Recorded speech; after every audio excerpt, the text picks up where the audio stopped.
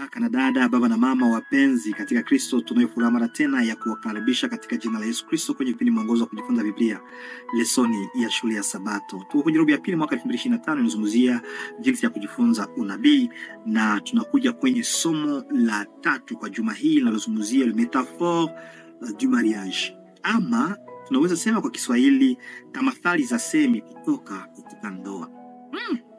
Ndoa ni kitu kizuri, na Mungu alipotoa ndoa anapenda tujifunze masomo fulani kupitia ndoa. Katika chuma hii tunakuja kuelewa mambo mengi. Nitakualika kusoma kwenye chuma hii, tutakuwa na majifunzo yetu kwenye Mwanzo 2:13-15, wa Efeso 5:19 hadi 32, Ezekiel 16:4-14, Ufunuo 18:1-4, Mwanzo 14:1-4, Ufunuo 19:1-9.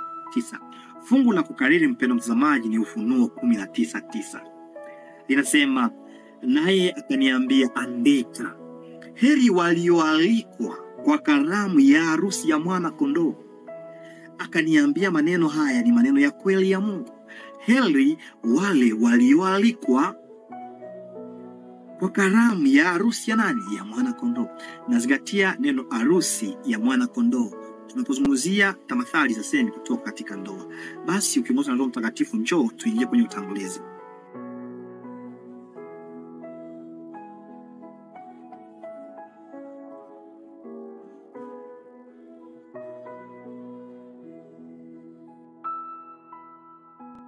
Mpendwa mtazamaji na msikilizaji, unaposoma Biblia unaona kwamba imejaa na visa vya upendo vyenye mvuto vinavyoendelea kufunua vipengele vya wokovu na upendo wa Mungu kwa watu wote. Vipo vingi visa vinavyozungumzia mambo ya upendo, uhusiano wa karibu zaidi. Ndoa unathibitika kuwa shule ambapo tukiruhusu kupita uzoefu wake jinsi Mungu alivyokusudia, tunaweza kugundua masomo ya ajabu, masomo ya kina kuhusu upendo wa Mungu kwetu, kuhusu uhusiano wetu naye, na kuhusu umbali aliyokwenda ili kutukomboa.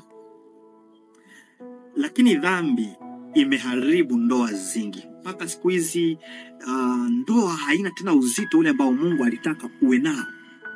Dhana za kisasa kuhusu upendo na ndoa zimepotosha uwezo wetu wa kutambua vyema kile ambacho Mungu anajaribu kutufundisha kupitia agano la ndoa.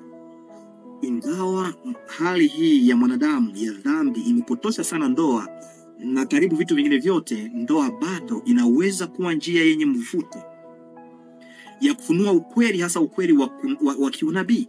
Zaidi ya kufanya tuwe na furaha, ndoa inapaswa kuwa shule, mahali ambapo tunajifunza mambo ya kina zaidi kuhusu sisi wenyewe na uhusiano wetu na Mungu. Kwa hivyo katika uhusiano kati ya mume na mke inaweza kutufunza.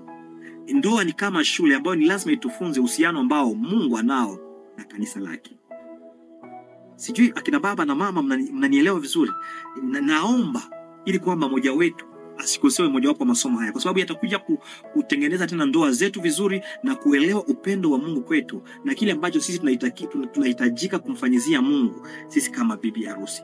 Kwa hivi juma hili tutachunguza njia mbalimbali ambazo neno la Mungu linazungumzia ndoa nzuri na mbaya, na kisha tunaweza kujifunza kutokana na mifano hii ili kuelewa vizuri zaidi jinsi Mungu anavyohusiana na watu wake hata wanapokosea, na tunaweza kujifunza kweli fulani kuhusu upendo wake zinazoweza kutusaidia kufahamu vyema matukio ya siku za mwisho. Kwa hivyo ndugu mpendwa mtazamaji na msikilizaji, na kualika kutokosa, kwa sababu umealikwa kusherekea kwa karamu ya harusi ya mwana kondoo. Lakini ili kwamba usherekee ni lazima uishi kama bibi harusi, kujua kwamba Yesu ndiye bwana harusi. Na kualika kwenye somo la kesho Jumapili linazungumzia mwili mmoja. Maana ya mwili mmoja ni nini? Akina baba na mama ambao tayari wako kwenye ndoa na wale ambao wanajiandaa. Somo la Jumatatu itakuwa ni bibi harusi mzuri. Maana yake nini kuwa na bibi mzuri, bibi harusi mzuri? Ama wewe umekuwa bibi harusi mzuri, ama unamtafuta bibi harusi mzuri? Na maana yake nini katika unabii? Na mke kahaba wa Hosea. Tunapata mafunzo fulani katika kisa hiki cha mke ambaye alikuwa mkahaba, tena mke wa nabii Hosea.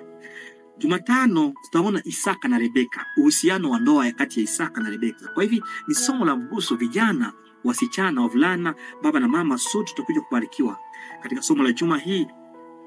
Alhamisi itakuwa ni kahaba au hukumiwa, na baadaye Ijumaa itakuwa ni kujifunza zaidi.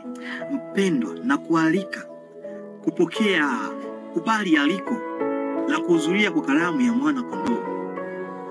Tutapata mafunzo mengi katika juma hili. Mungu akubariki. Baba mtukufu, asante kwa somo hili. Inatufundisha kuhusu metaphor du mariage katika Biblia. Andaa mioyo yetu tuelewe na tuchunge ndoa zetu vizuri, si wanaume na wanawake na wale wanajiandaa kuja kwenye ndoa.